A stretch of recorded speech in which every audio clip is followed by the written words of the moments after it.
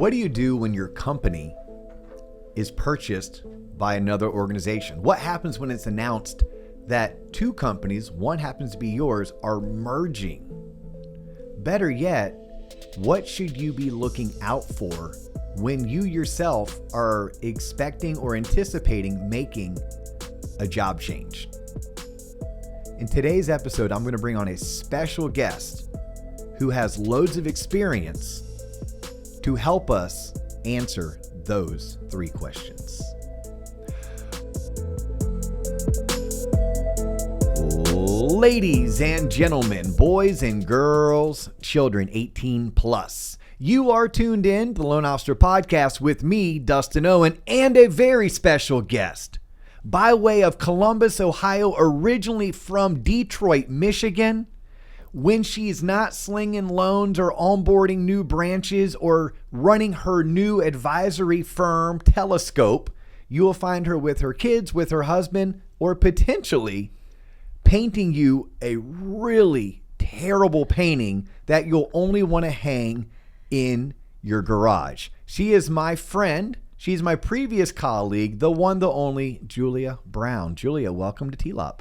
Thank you. I'm so happy to be here, Dustin. Yeah, I'm happy we finally got to pull this off. This has been like 100+ days in the making.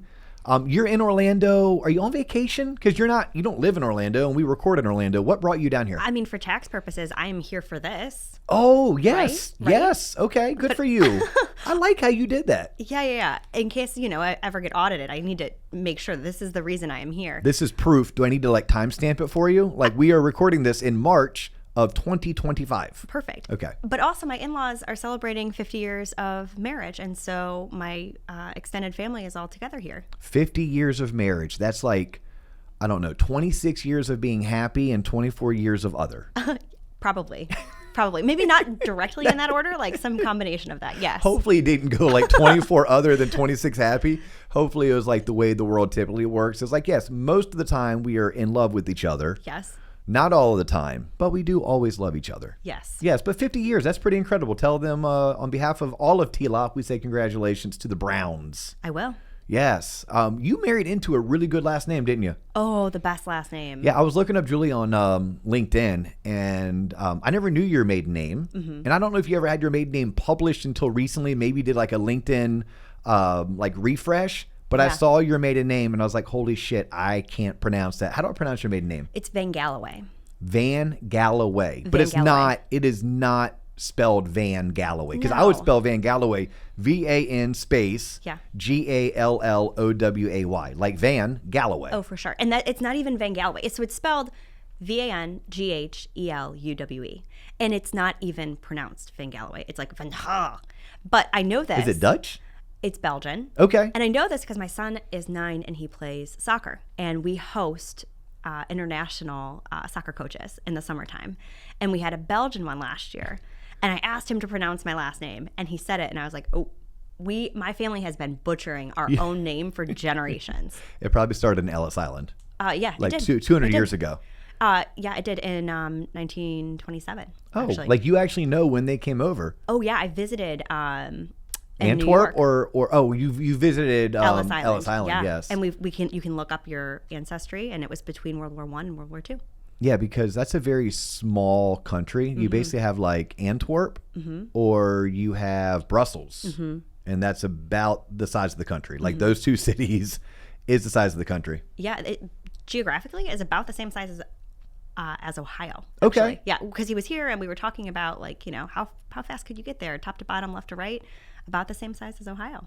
I went to Brussels and Antwerp in 2001, something like that. Got to have crepes, right? That's what you do. Yeah. And there's some statue of a little boy peeing that everybody takes pictures of, and I don't understand the importance of it. But if you ever looked up or Googled, and I want people to go do this right now, go Google famous things to see. And it'll be a statue of a little boy peeing. Yeah, Manica Piscina. Mm-hmm. Is that what it is? Yes. My parents have a replica fountain in their front yard of him. Mm-hmm. What do you know, what's the significance of it? No. Okay. Anyhow. Well, we're going to jump into today's episode, right? Sure. But before we do, I first want to take a pause for today's show sponsor. Y'all, if you want to know where I go to get the latest and greatest of industry news, breaking news, I get it from Housing Wire. I highly suggest, if you're trying to stay up on current events, if you yourself want to be a source of information for the communities that you serve or a source of information for the associates you lead, it all starts with a Housing Wire subscription. Check them out, housingwire.com. It's my go-to resource, and it should also be one of your go-to resources. All right, so thank you so much for that. We got bills to pay, Julia, so we can check that off the list. Now, you and I met when I onboarded at Lower back in August. You were an integral part of that onboarding process. You even helped me onboard my first couple branches. And then you had a calling. Because you spent, what, a decade at Lower? I did. And what'd you do prior to Lower? Like, walk the audience through kind of your background. Sure. I started in nonprofit. I worked in zero interest pre-development loans for coalition groups, housing coalition groups in the south side of Chicago. So when they That was like your first job out of college? First job. Okay. Yep, first job. Out of curiosity, did it find you or did you find it?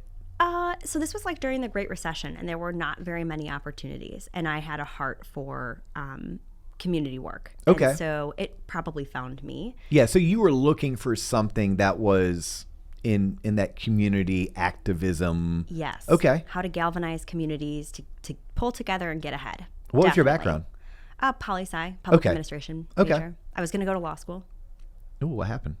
A boy? No. Fell in love? No. I fiscally realized that $68,000 a year in student loans was not worth going to be a lawyer because I wanted to do public service law. Oh, so yes. $60,000 a year in student loans, make $30,000 a year on the back end, but the math didn't work. Yeah, the math wasn't mathing. Okay, so Yeah. degrees in poli-sci, you moved to Chicago, and you're working and explain again what you're doing? Yeah, so reviewing and helping coalition groups on the south side of Chicago write proposals to receive zero interest pre-development loans, so to test the soil of different locations, to do ground testing, to come up with proposals to build housing developments for low-income individuals within those areas. Okay. And then you leverage that experience into foreclosure prevention. Yeah. Right? Yeah. And how long did you do foreclosure prevention for? A little less than a year. Okay. Way too much of a crisis environment for me. Because you're having, people who are desperate for relief on their mortgage come to you and say, how can we make this budget work? And the most common scenario was multi-generational families living together in one house. And at the time, again, Great Recession, the house is worth $30,000. They owe $140,000. Oh. And grandpa, has passed on. There's no more pension coming to grandma. It's just Social Security. But now she's got a kid that moves back in, an adult child that moves back in, and a second adult child that moves back in. And they've got kids. And grandma's taking care of everybody on her Social Security income. So again, the math's not mathin'. I went into work one day, and we had submitted a modification package to the mortgage servicer of this family. And I listened to my voicemail. You press the button. Back in the day, you press the button to listen to the voicemail on Monday morning. And the woman is sobbing, and I can kind of hear some commotion in the background. And it was a sheriff's sale happening. Oh. And so I said, I think I can catch people like this a little earlier in the funnel and help them so they don't get to this point. And for my mental health, I was ready to do that. So then you jumped into the origination side. Yes. Yeah. So then you're helping the right people get into the right home loan so that you could promote home ownership. Yeah. You could promote wealth generation in America, and potentially do so in a manner where if they had the proper guidance, they could avoid getting themselves in these situations, right? Yeah. And when I started at Quicken Loans, I was a refinance banker specifically. They were buying up servicing portfolios like GMAC, for instance. Okay, yeah. And so there are people who are in a 9% interest rate. I can bring them down to a 4.5% interest rate and extend the term to 40 years from. You're like, I love this. Yeah, you were doing some HARP refis back then. Oh, all the HARPs, yes. You were the HARP queen. We were the Howlin' Wolf team. Yeah, it's interesting bringing up HARP. So Dan Snyder, who you and I both know, because Dan's one of the founders and he is the current CEO of Lower. And I was talking to Dan. We were at that trip in Cancun, and he and I got some really good, which is why I love these trips. Like, I'm not there for the sun. I'm not there. Although the free booze is nice, I'm not there for the free booze, right? I live in Florida. I don't need the sun. I hide from the sun most days, and I can pay for my own alcohol. But what I go there is for the networking, right? It's, whether it was, getting to hang out with Craig King or whether it's getting to meet people like Eric Gross. I mean, it's just like phenomenal networking internally, not even externally. And Dan and I sat at the bar from noon to 2, and both hiding from the sun, both ordering off the menu, ordering drinks, what have you. And he shared with me his passion for going all in on the call center consumer direct from 2020 and 2021.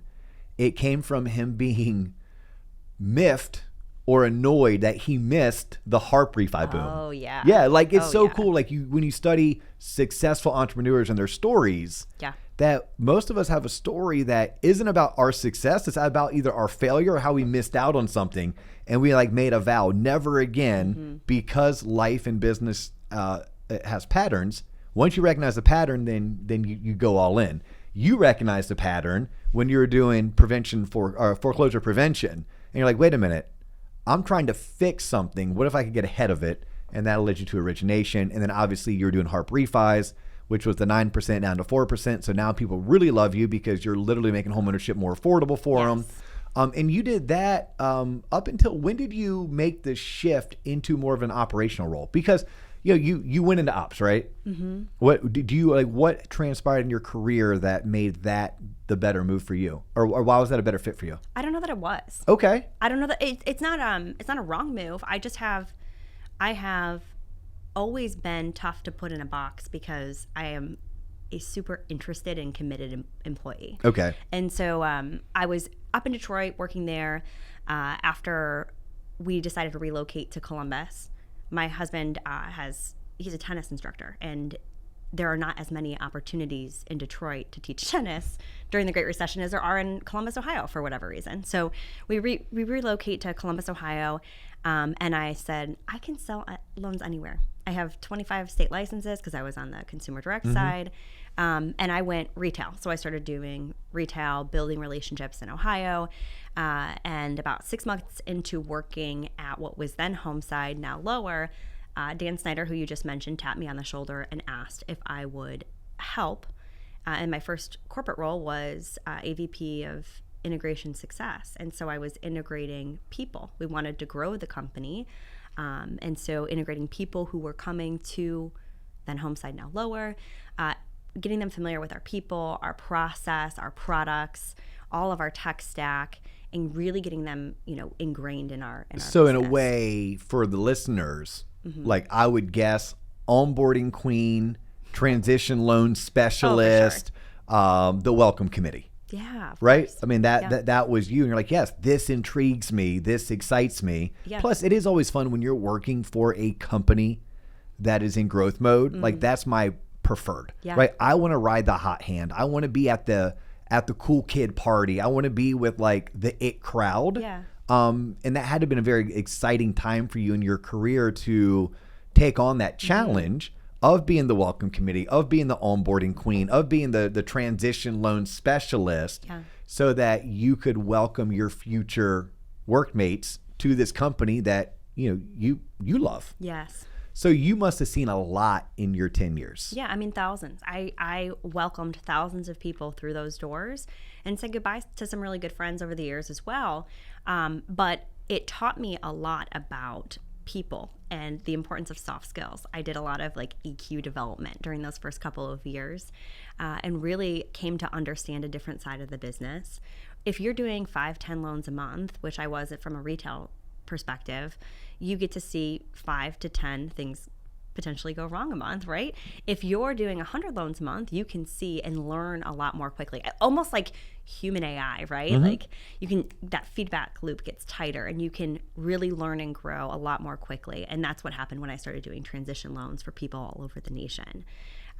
So to go back to your original question, what led me to operations? Again, Dan Snyder. I kept growing and learning and evolving, and I started, during COVID and during that boom, I managed my own mini operations group. I wanted to have everyone aligned around giving a really custom process, very special process to the people who were trusting us with their pipelines and with their paycheck. So I built out my own group. Outside of underwriting, it had, closing, processing, setup, everything else like housed internally, not so much post-close. And it did really well. It performed very well. It had better efficiency metrics and it had lower cost. So eventually what happened is the SVP of operations, who had been at Lower for a decade, had moved on. He started his own organization. He's COO of Tithe Lending now. His name's Brian Zemer. And there was a gap. And Dan tapped me on the shoulder again and said, hey, we think you'd be the right person to take this over for us as we grow and figure out our next steps. Nice. And then you eventually got into, because when I onboarded, your title had something with like M&A, like merger and acquisitions. Yeah. And like when I was introduced to Lower, they were no longer Homeside, they'd become Lower. Yeah. But for those people who don't know the Lower story, I've had to like walk them through it. I go, look, Lower started as Homeside. Actually, they started a totally different name that we won't even get into that. It's actually a funny story for like a beer. Yeah. But it became Homeside. They stood up this consumer direct division. Consumer direct division started crushing it. They went out and raised a bunch of money. All of a sudden, the company's being rebranded Lower. And at the same time, they were out acquiring companies, right? Whether it's Universal Lending, whether it was Hamilton, or did they ever acquire, is it AW? What's the group in Texas that crushes it with new construction? AMSW was net branching opportunity. Okay. So that wasn't a true acquisition as much of it's allowing them to operate as a DBA. Okay. Yeah. But you were obviously involved along the way. Is that where your career finally took you? Like from being SVP of operations, now all of a sudden you're vice president of merger and acquisition, which means you're being entrusted with making sure the transition goes smooth. Was that what you were doing, or were you doing more of the negotiations on the valuation of company A, what company B is willing to pay for it? Like walk us through, what were you doing prior to going out on your own? Because ultimately what I want to do is we're going to pick your brain, right? I'm leading this audience up to, first I want you to understand, who is Julia, right? Because she is, if you're a mortgage professional, she's one of us. Like she truly is one of us. She's been in the trenches. She knows what it's like to be licensed in 25 different states and help fund thousands of loans.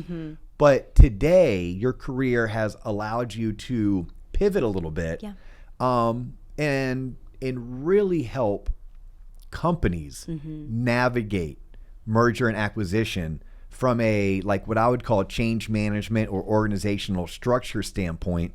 And we are at a time in the mortgage industry where we are still seeing, and we're going to see quite a bit mergers and acquisitions. I mean, heck, last week it was announced one of the biggest ones, which is Rocket acquiring Redfin. And then it's rumored that Compass is going to acquire Berkshire Hathaway's real estate company. So your services and your experience is something that we all want to learn from and also be able to lean into in a time of need. So that's where I'm trying to go. But before we get there, I do want to know, like, what was your primary role and responsibility those last 18 months before you had this opportunity to go out and launch your own advisory services firm? Yeah. So it's a great question. And one of the things that I focused on, even while in the SVP of operations role, was the integrations of Lower's acquisitions. So they had several acquisitions and other opportunities that were not true acquisitions, but it was, we've got a whole company coming and joining us. Or we've got major net branches coming and joining us. And that was very aligned with my past experience. But that happened in combination with that SVP of operations role.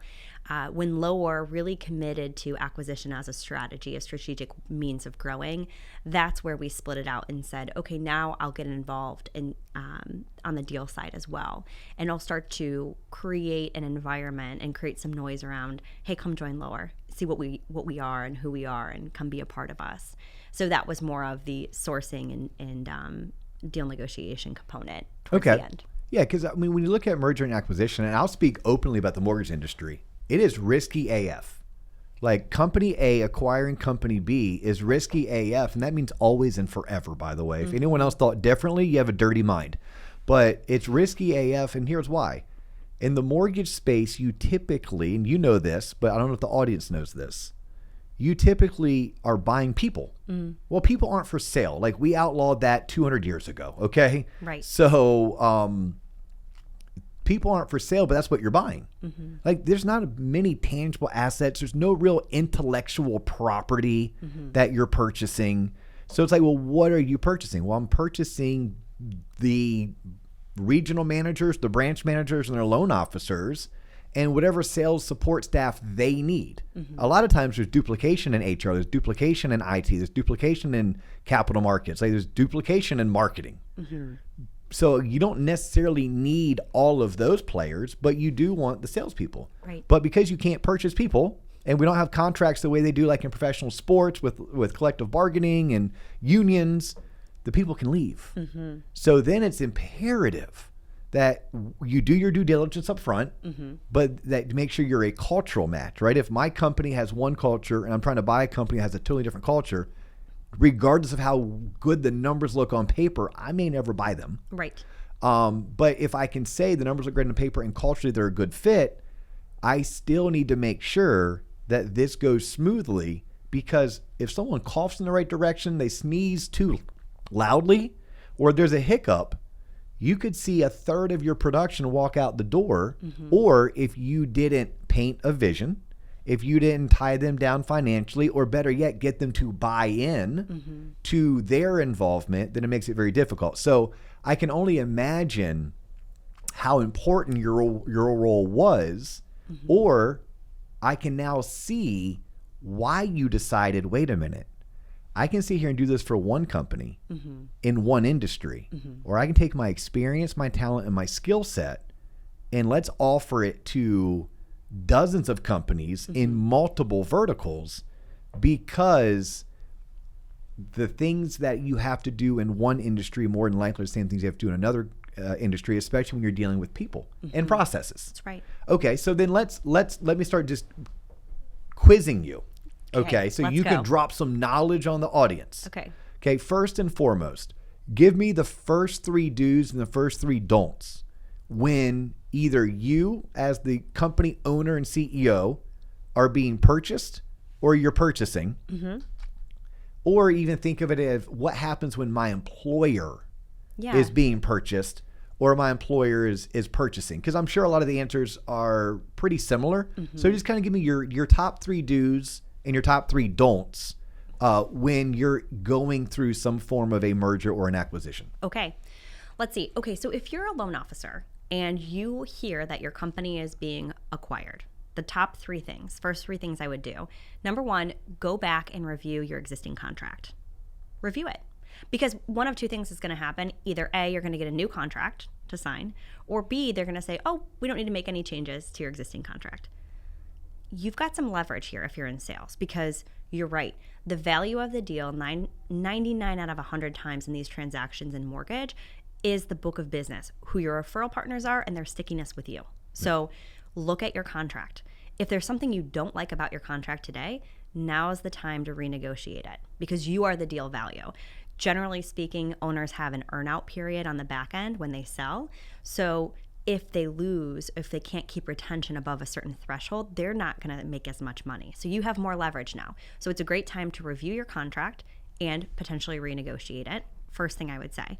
And that's true whether you're getting something new or not. You can see then how they compare and know how you want to move forward. You have a little bit of leverage there. The second thing is keep an open mind. I have seen a lot of folks come into a new organization and be frustrated around things that were already frustrating them, right? Like you might not like something, but you already didn't like it. You now just don't like it in the same, like a different way. You still don't like it, but it's in a different way. Man, I hated the way that our social media department did XYZ at the last place.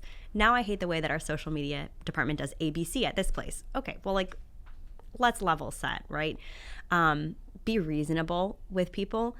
Again, if you're in sales, you are the value in the deal. So have conversations. If you don't like the way something is going, that doesn't mean you go and call every recruiter under the sun back. It means you have a conversation with them. Give them a chance to correct what, in your perspective, is an error, right? And your colleagues could benefit from that as well. So that's the second thing I would say. Be open-minded and be willing to share feedback. And then the third thing is really just understanding where to focus and what to put your focus on. You know, we have gone through enough of these where the folks with 20 years experience in the industry go through an acquisition and, you know, they have such a hard time with change often that it's like the sky is crashing down on them. And we're going, okay, wait a second. You're getting the same amount of bips, or maybe more bips in some cases. You have access to the same products. The people that you worked with who helped make your deals go through smoothly are still alongside of you. What's really bugging you? What is it that's really bugging you? Your email address changed. You're still getting your emails. It's just at a different @ symbol, right? Like, is that worthwhile to really peeve you? Like, yeah, and that's, going through this throughout my career, the one thing I've picked up on, this is more talking to the branch managers and the loan originators who are part of it. It's like, yes, look, your old company had to make a decision to sell or be acquired or to merge. Yeah. Okay, that was for your benefit, because the alternative was probably to go out of business. So, and I don't know if it's always communicated in that manner, because so many times I've heard someone say, well, when we merged, I'm like, no, bro, you didn't merge. Like, you were acquired. Yep. What does that mean? That means you weren't going to be in existence. So let's embrace this new company who's come in and said, we want you and we want to support you.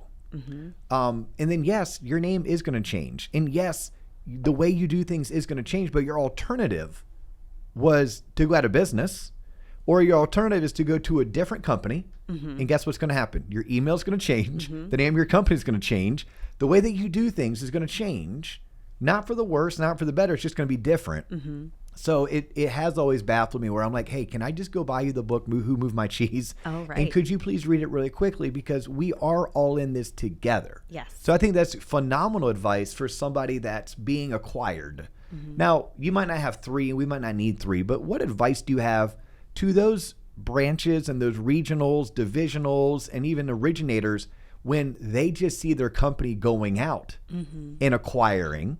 Because I'm going to tell you from living it, the feedback and the experience is almost like, why do mom and dad need to go adopt 2 new kids? Why are they having more babies? Wasn't I enough? Right.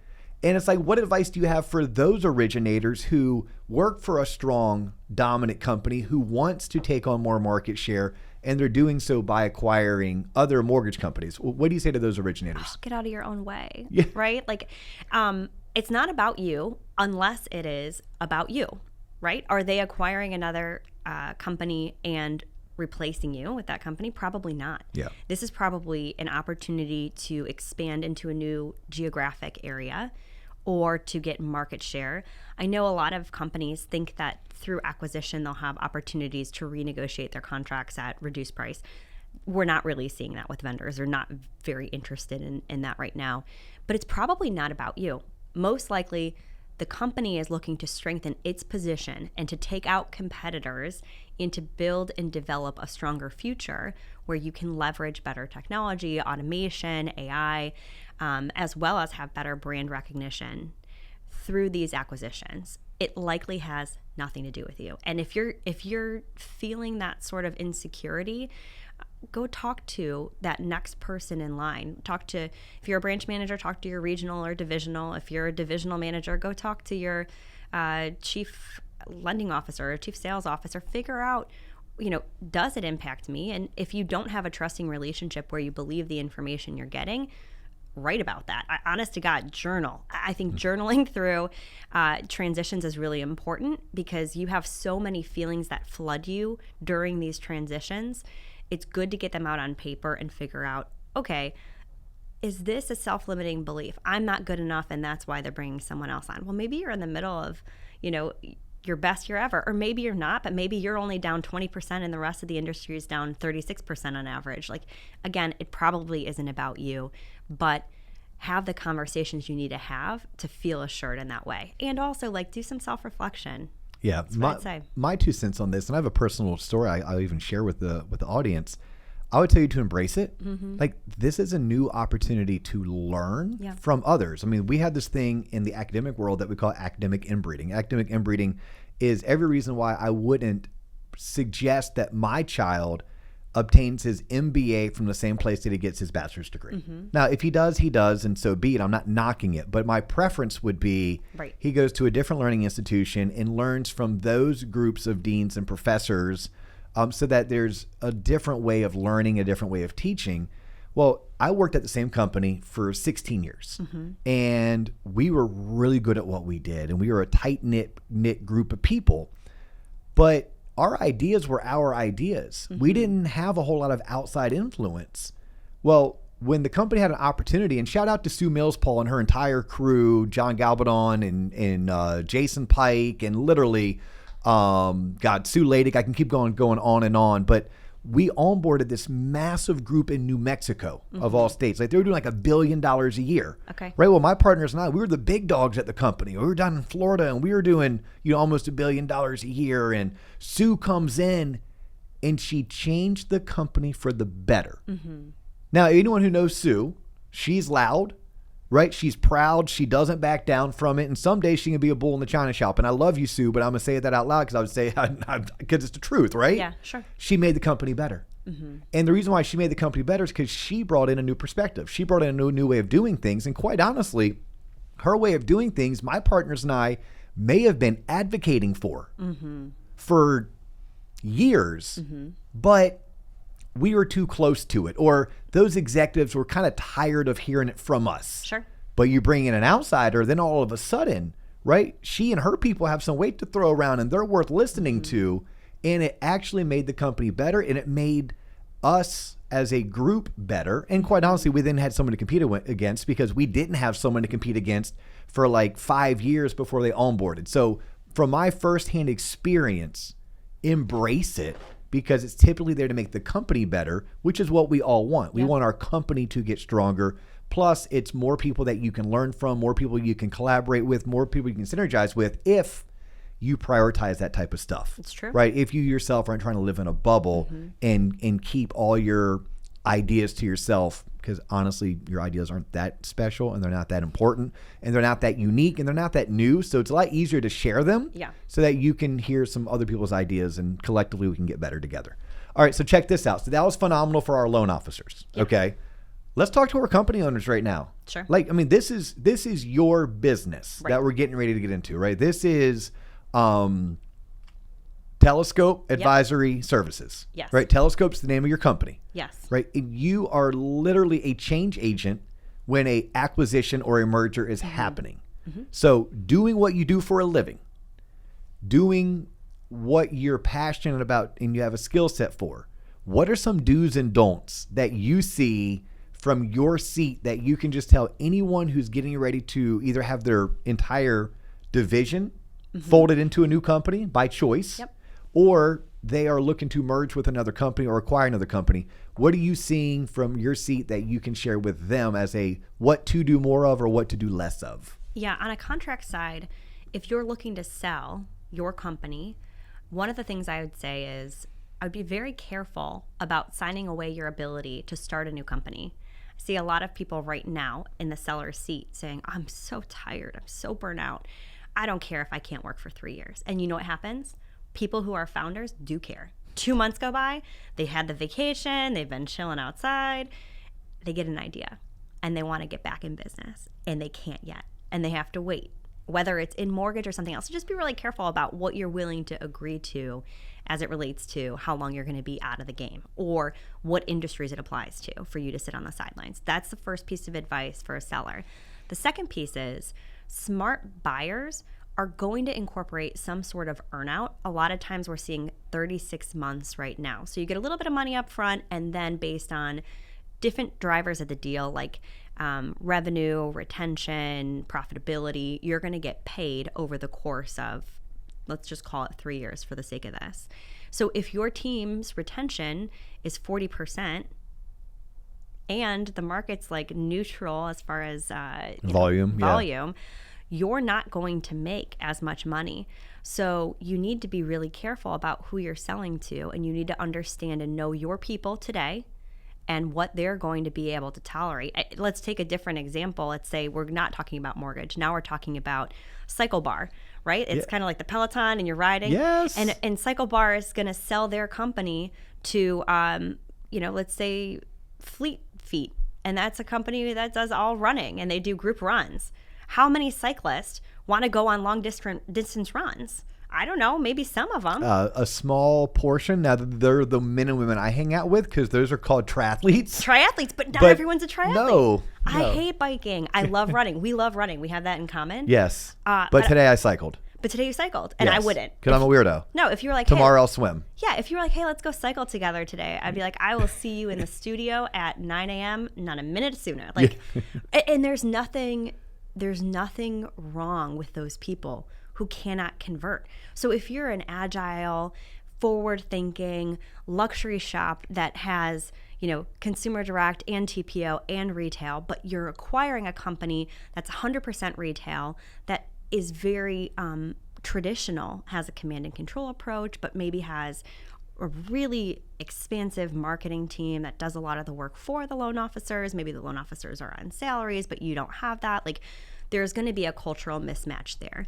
And culture is a huge driver of these acquisitions and the success of these acquisitions. And it's kind of sneaky, right? Because people will write that off and say, you like happy hours, we like happy hours. It's fine. You sell loans, we sell loans, right? It's fine. You like VA loans, we've got VA loans, like we're good.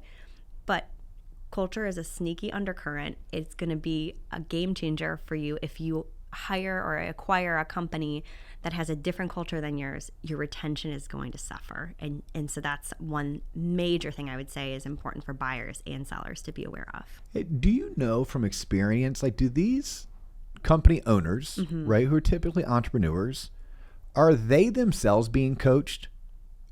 Are they themselves sitting down with a consultant? Or is that maybe where you come into play, where you're helping them not just navigate, the successful transition, but are they also putting together a new hierarchy and establishing maybe a revised company-wide culture to embrace the new team members while also working for internal betterment? Or does that, sounds good on paper, but nobody actually puts a whole lot of attention and effort behind it? I think what happens is a lot of times the buyer and the seller are trusting the deal broker to only make introductions to companies that they believe are aligned in culture, right? So for instance, let's say it's the accounting firm that has worked with both of these companies, one for 20 years, one for 7 years, and they say, I think that this would work. Yeah, on paper, if you're talking about an accounting firm? Accounting firm, yeah. Okay, yes. On Excel spreadsheets and in QuickBooks, sure. Yep.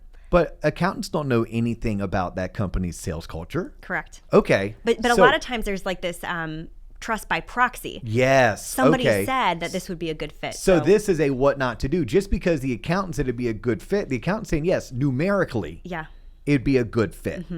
But what they don't know is would the personalities jive. Yeah. Right? When you mix yellow with green, is it really going to make blue? Right? And do we want blue? Well, do we want blue? Yes. Okay. So that would almost be what I'm hearing you say is like what not to do. Don't emphatically trust the introductory broker, whether it's an attorney, whether it's a business broker, or whether it's your CPA firm. Like there's still some onus on the purchaser and the seller that you all have to do your due diligence and have those tough conversations. Right. That I'm going to guess sometimes take time and they take multiple conversations. And if there's anything that I witnessed firsthand, it's because we all have so many meetings that are a waste of time. We now have this culture of we hate meetings. The problem is there's certain times you have to be willing to waste some time to end up with the meaningful conversations. If we talk about sales as a numbers game, I'm going to put this out there. Meetings is a numbers game. Now, again, I don't want to have a meeting about a meeting, and I don't want to be a company where my workday is all about being in meetings. But sometimes slowing down and having those conversations and having them multiple times so we can hear things said a few different ways is a great way to prevent catastrophe. And catastrophe this is what we see in the mortgage industry. Company A buys company B. Yep. And they don't retain 40% of the production. And the owner doesn't get their earn out. And the company overpaid. And at the end of the day, not only did they not receive anything of tangible value, they have a little bit of like a PR scar because now the outsiders have witnessed company A gets acquired by company B. And now after 18 months, no one at company A exists. It's right. And you've sucked the energy from all your corporate resources in the meantime. They're all burnt out. Yeah. But, so you gave us some good intel for, I think, the seller. On the buyer side, besides culture, are there some things that you figured out on the buyer side that you're like, hey, make sure you do more of this or make sure you look out for this. Yeah, a long tail on the earnout is number one. You want to have a long tail on that earnout. If you do a 12-month earnout. Okay, so as a buyer, you would rather have a longer earnout to make sure that the proprietor that you're purchasing has more skin in the game. Yeah, keep them invested. Okay. Especially if they are close to their sales team, if they're close to and really understand things. In due diligence, this is another one. What not to do if you're a buyer, delegate all your due diligence to the wrong people, right? Because if you're a buyer on your team, you have an expert in compliance. So anything that's marked compliance, you just say, okay, go review this, check a box and say that you did it. And they check the box, they say that they did it, and you move on. They check the box and you say, okay, give me the 5 things that you're most concerned about and how they run compliance versus how we run compliance. It goes back to that same thing. Like if they're really dark gray and you're really light gray, or you're white and they're black, from a compliance, that's another opportunity for a cultural mismatch, right? So don't just let them check the box and say, okay, also prep them. What I'm looking for from you is not just for you to check the box. Yes, you're setting proper expectations with your internal team so they can do the right job to make sure you're properly vetting this. It's so important because a lot of times your team members are going to say, even at an executive level, well, we want to acquire this company and my job is to look at what they sent. It's not to look at what they sent with a critical eye and raise a hand and say, these could be issues. Here's how I think we remediate it. Can we have this conversation with the seller and see how might this be received? So it is so important to get the right people involved in due diligence and as the prospective buyer to follow up on that, right? If you're buying a house, you have an inspection done and you probably stay with the inspector. And when they go, at that crack in the wall, you say, what's the right? It's the same thing in due diligence. And I think a lot of buyers are so busy they forget that. One more don't for buyers.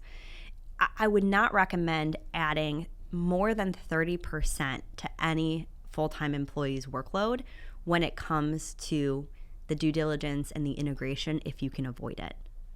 Explain. You don't want to give people who are already at max capacity another full-time job to do. They will not be as effective in either role and you'll get results that you regret. Okay. Makes perfect sense. So what are companies today hiring you to do? Like when you come in, what are you doing for these organizations? Yeah. So if I can get involved before signing or before closing, that's beneficial. If not, what I do is I come in on day 0 and I work with the deal team. And ideally, I have someone who was on the deal team who comes over to the integration side. We work hand in hand together to make sure that we've really mapped out the objectives of the deal. What is the most important, most critical reason that this acquisition was made, and how do we protect that value? So we come up with the deal objectives. We come up with a steering committee, usually members of the executive, the C-suite, and senior leadership team, and we come up with a budget for the integration. From there, we put together a project plan, what all has to happen in the integration and at what time points. And then we come up with milestones and dates for the milestones. We pull together a team, a transition team, and with that team, we're talking through how do we achieve the things that need to be achieved. And there's a follow-up roadmap for each work stream that we create. So for instance, HR or people could be a work stream. Technology is always a work stream. Operations is always a work stream. And we work with the internal team members to come up with, okay, here is our project plan and our work streams, our milestones and our dates, and this is what we're going to put forward to the steering committee, and here's how we're going to budget it to make sure this goes off well. And then over the course of 4 to 8 months, depending, I stay involved with that group, and we make sure that we're executing on those items and flagging any issues in real time so that the steering committee and the ownership team is able to make adjustments as necessary to protect those objectives of the deal.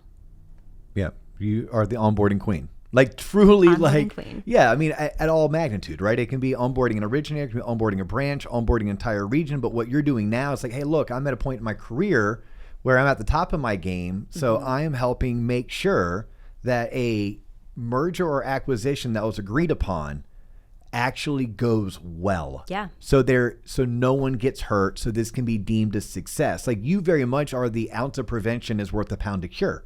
That's right. And companies don't do this for a living, right? They do whatever they do for a living, whether it's write loans or write insurance or, run Cycle Bar. Right. Right. That's what they do really well.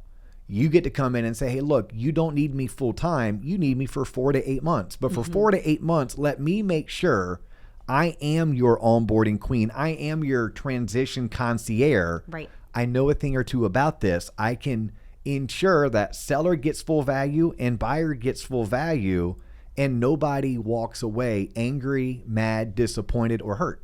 Oh, yeah. And beyond the buyer and the seller, remove yourself a little bit from the equation because you're new to this and everyone's emotions are sky high, right? Like I can be the excitement, fear, anger, like by the minute it's probably changing all over the board. Yes. And I have a ton of experience with, toddlers and adults alike who are going through these transitions with all these feelings. But the people, you take yourself out of the equation a little bit, pull yourself out of it a little bit, because now I'm an unbiased third party. I'm really good at listening to people and figuring out what the needs are and getting people to a point where they can disagree and commit if it's necessary. And if I understand the objectives of the deal, I can make a lot of decisions on your behalf. If I don't understand the deal objectives, I'll make the wrong choices. But that's why it's so important we are coming together from the beginning. And then I'm an unbiased third party who's making the best decisions for your organization without Tim feeling angry. Can I cuss? Yeah. I don't want Tim to be pissed off at you. Why is Tim pissed off at you? Because you worked together for the last 16 years and he thinks, man, you're picking somebody else's way over my way, and I thought you and I were cool, right? Like, bring me in. And by the way, I know from firsthand experience, Julie is an amazing listener, and gives very valuable insights to any issue that you may bring as both a friend and a colleague. So I'll thank you for that.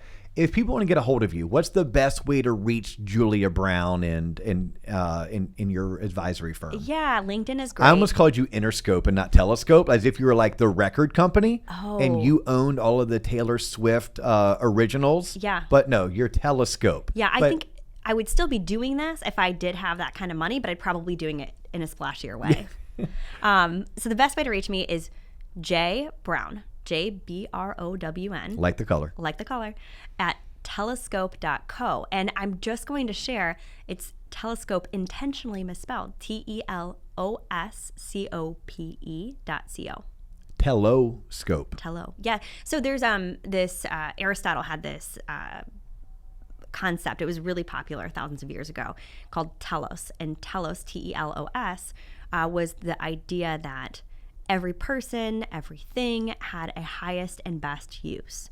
And I really wanted to be Telos Advisory because I believe that my role in this is helping people to really execute on their highest and best use. And that this is my highest and best use. Of all the things I've done, this is the best, highest use I have. But that was taken. There's actually several M&A attorney groups that are called Telos. And I didn't want to compete with that. So I thought Telescope, take what's out of sight, what's far off, clarify it, bring it into view, into focus.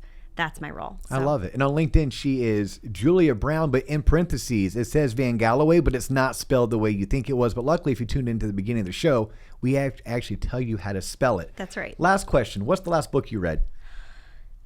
This is Strategy by Seth Godin is the last book I read. Okay. Would you recommend it? 100%, 10 out of 10. This is Strategy. Yes. Okay. Who'd you recommend it for? You.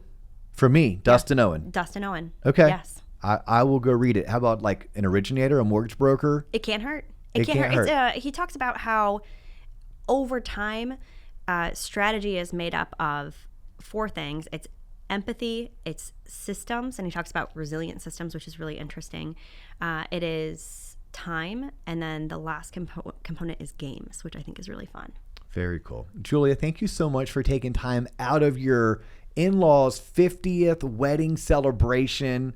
You made the drive. It was probably not an easy drive this morning with I-4 traffic, but you made the drive to the office studio so we could have you on T-Lop. I appreciate you. I wish you nothing but the best of luck, although I know you don't need luck because you're going to absolutely crush it. And y'all, if you are in a situation where you are looking to be acquired or to acquire, or you're going through a merger and you want that concierge type experience with someone who this is their highest and best use, you should check out our girl, Julia Brown. So she's Julia. I'm Dustin Owen. You've just tuned in to the Loan Officer Podcast. That's all the time we have for you today, but we do look forward to catching you on the next episode.